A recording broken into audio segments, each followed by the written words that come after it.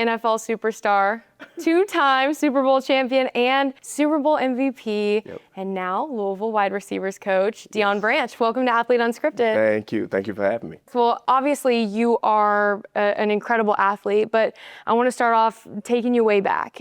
At what point did it click that, okay, football's my thing? Yeah.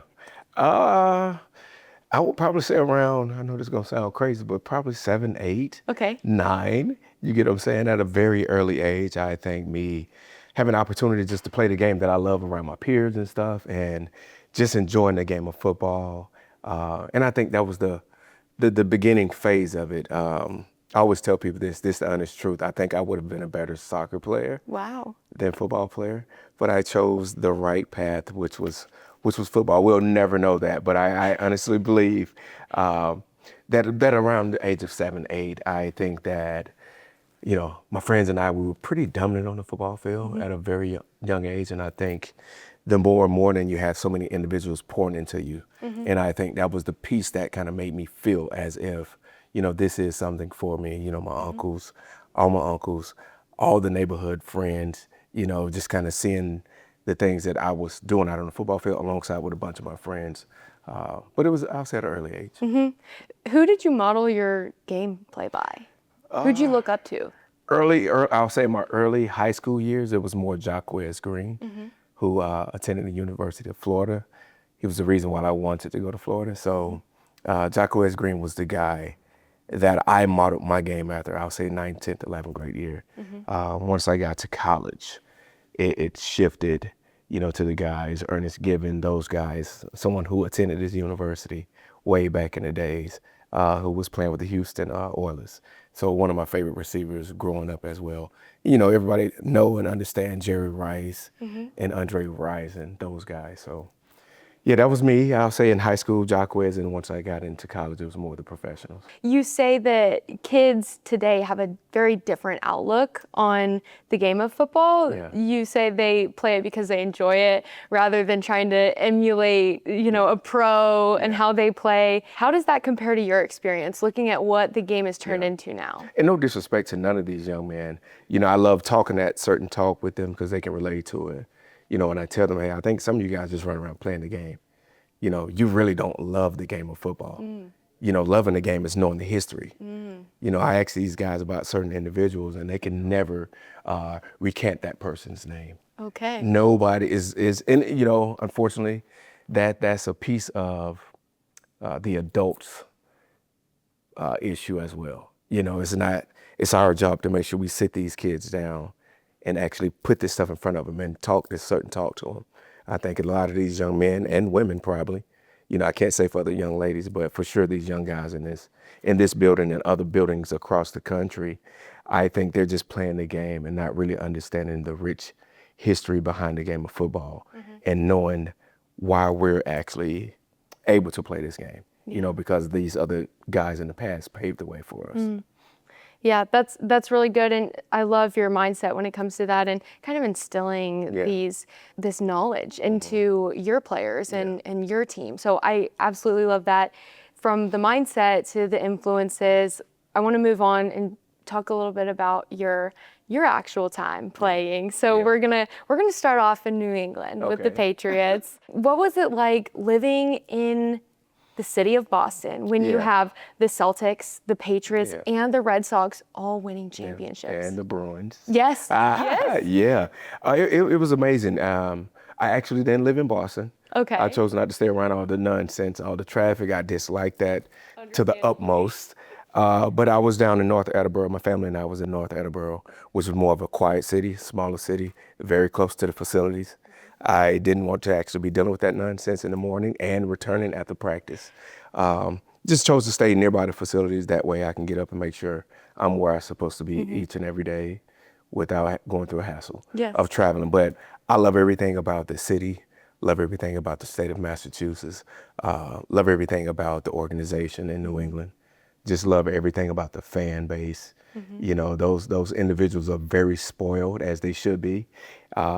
I think we had the luxury to win a few Super Bowls, and I think that's what it is. That's the standard. That's the expectation there. Obviously, you mentioned the Super Bowls. When you won Super Bowl MVP, I guess, over Tom Brady. I mean, even though he was the one throwing you the balls. Correct.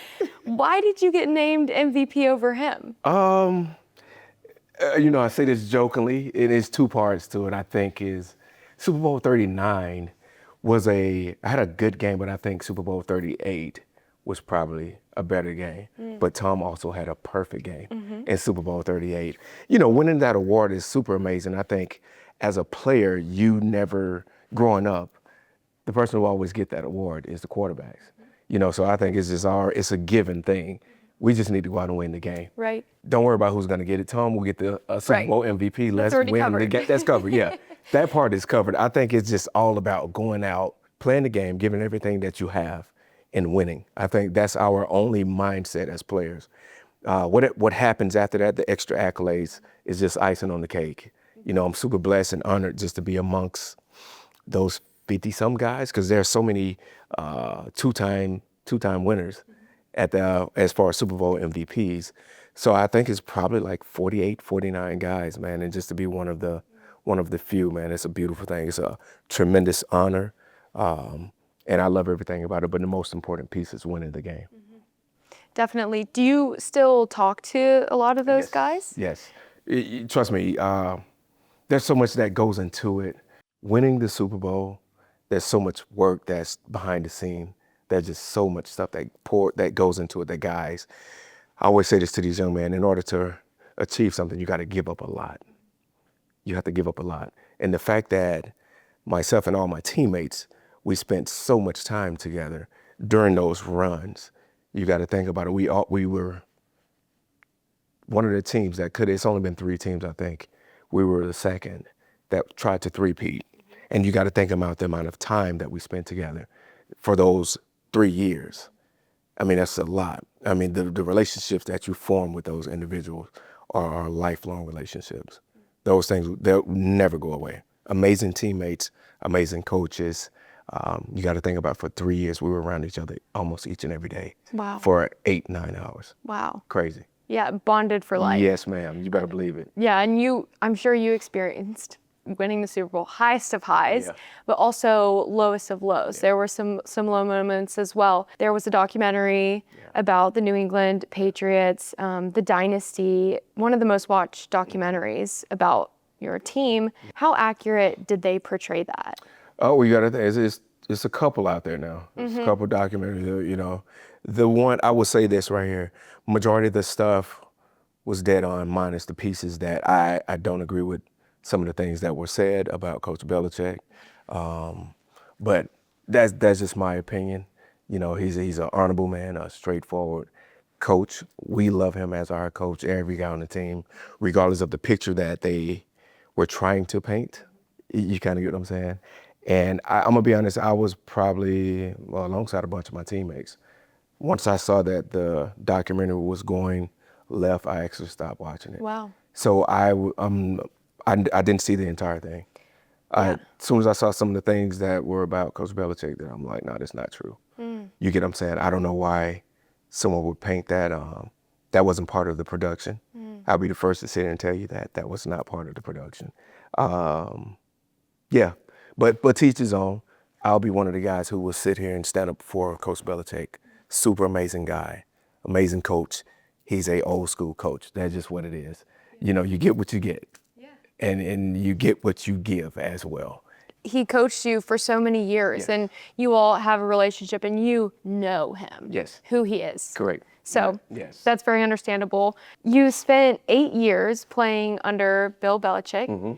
He is now a coach in the same league that you're coaching in. Correct. What do you think about that? That is interesting. And I spoke to Coach Belichick about it right before he actually took the job.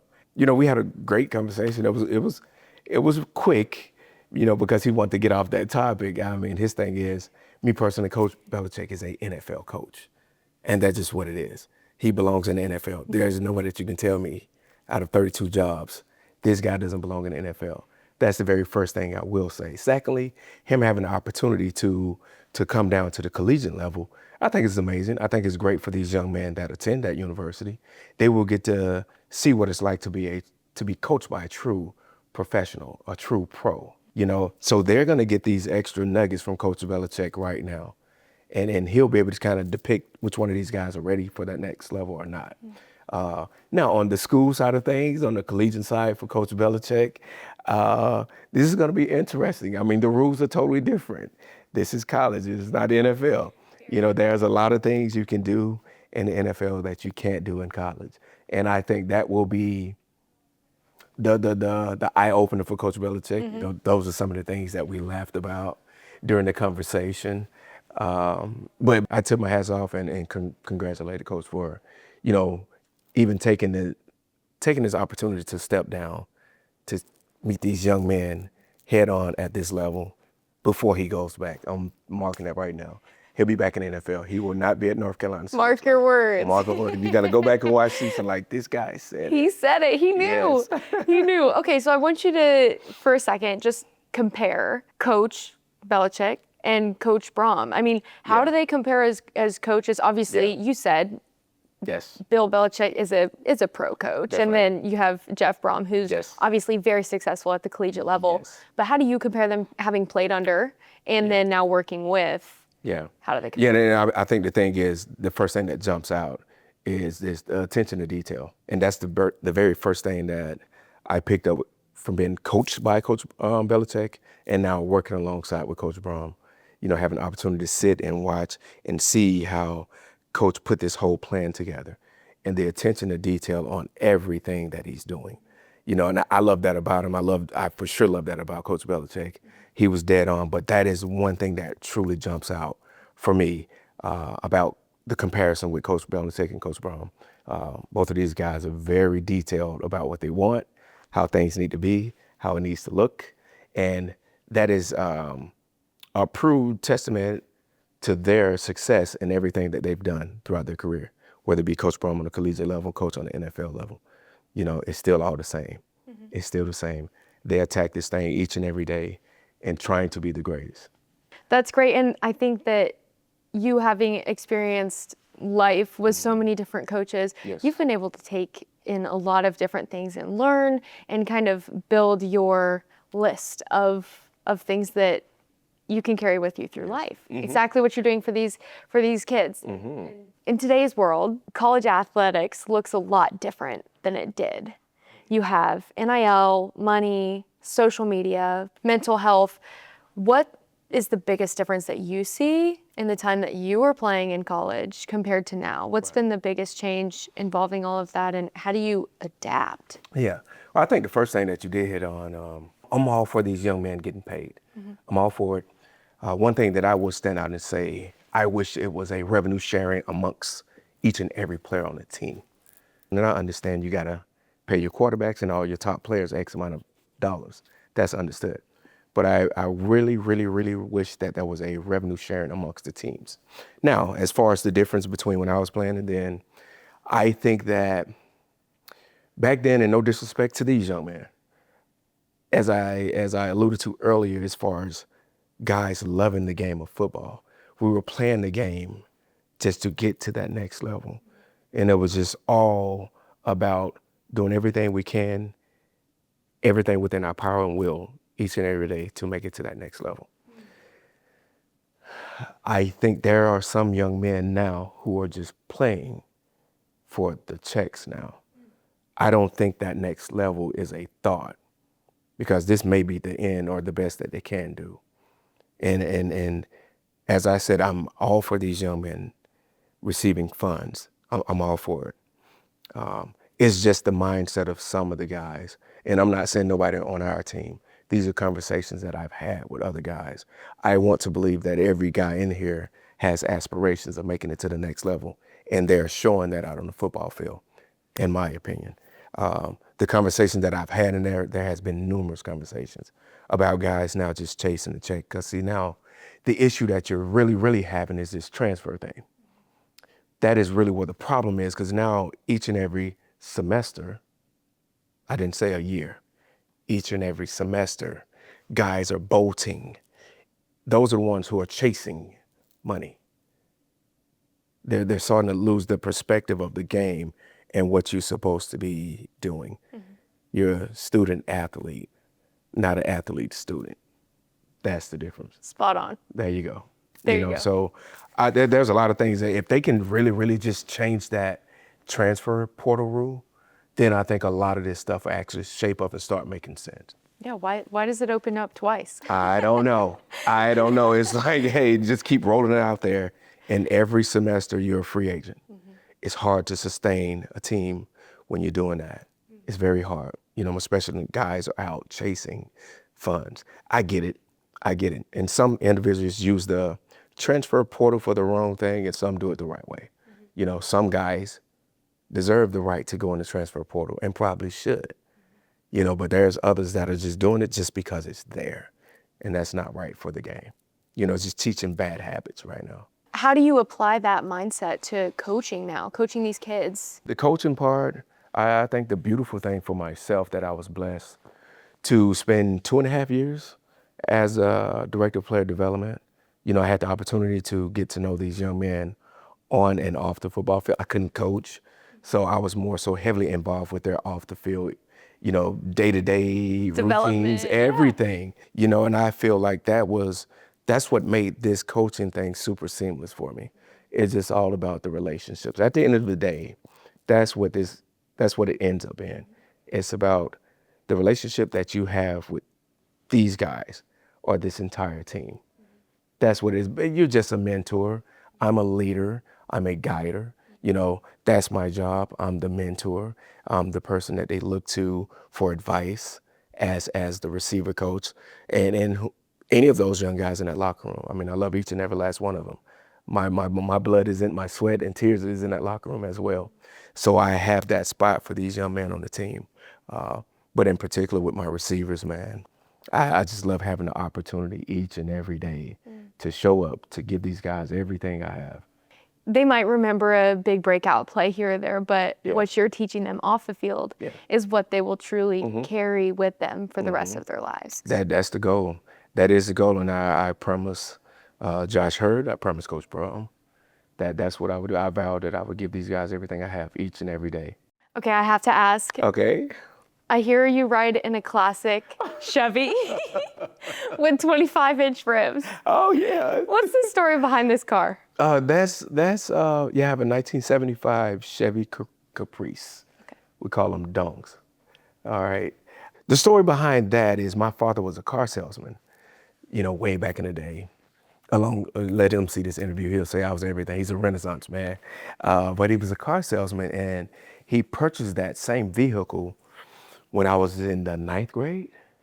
Yeah, so he bought it to sell it, but I ended up going on the car lot one day, and I took the keys and drove the car off the lot and kept the car until he called it because he had sold it. So I always said to myself that I'm going to get this same car when I have the funds and I'm able to purchase that. So I end up buying it from some young gentleman had the same car for sale. I bought it. It's cool. Wow. Yeah, it's the best thing in my garage. It's the best thing in my garage, the 75 Caprice. Wow, that's determination. Yes. Hunt down that same car. I did. Wow. Yes, that's my ride. I love that vehicle. I love everything in the garage, but that's the car. I'll sell everything except that. Wow. I would not sell that car. Well, you love the car, but outside of the garage, I know you love your kids as well. Yes, ma'am. I'm sure they look up to you so much. Do you think that they feel pressure with all the success that you had in your professional career? I wouldn't say pressure, but I think they see in what the standard is. And I think that they have a individual bar themselves. I think what I pay for them is something that they look forward or look up to.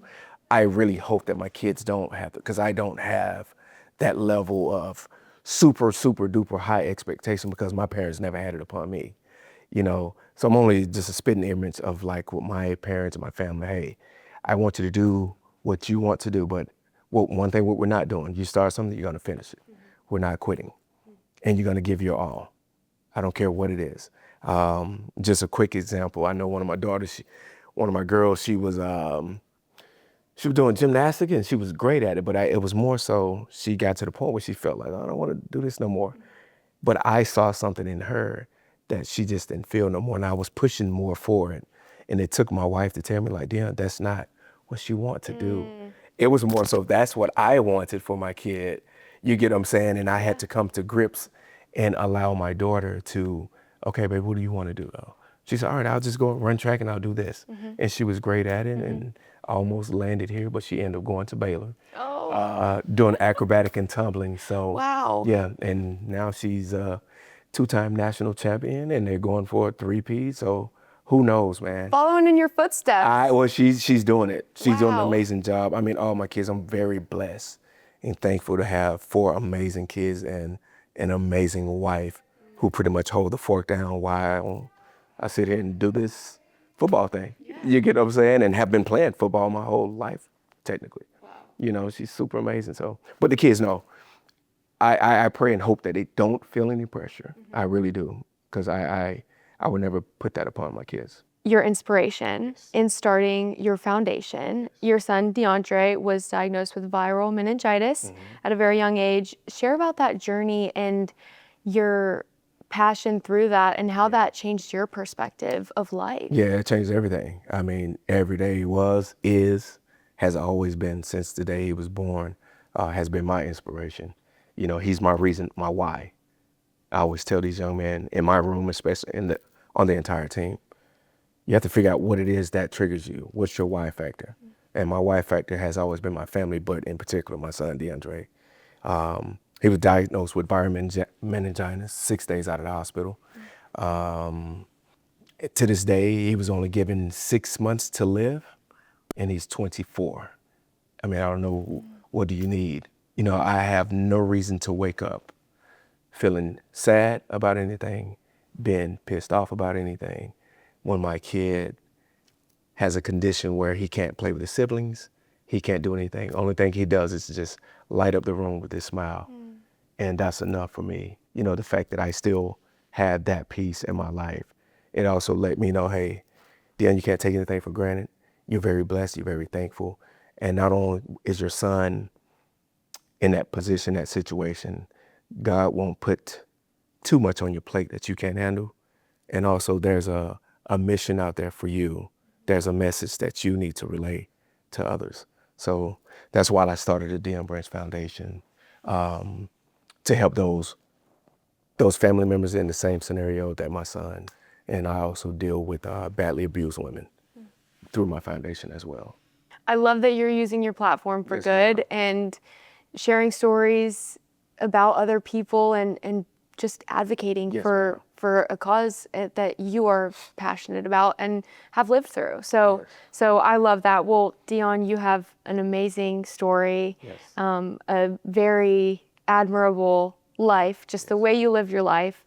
So I just wanted to say thank you for coming on Athlete Unscripted, and it has been such an honor to have you. Yes, ma'am. Anytime. Thank you guys for having me. Thank you so much for tuning into this episode of Athlete Unscripted. Make sure to subscribe so you never miss an exclusive episode and you stay in the know on all things athletics. I'll see you next time.